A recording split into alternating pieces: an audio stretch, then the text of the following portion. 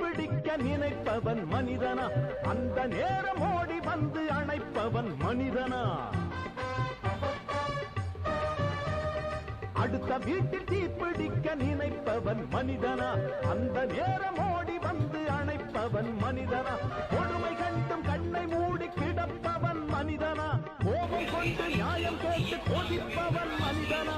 எடுப்பவன் மனிதனா? எடுப்பவன் மனிதனா? கொடுப்பவன் எவனடா? அவனே மனிதன். மனிதன் மனிதன்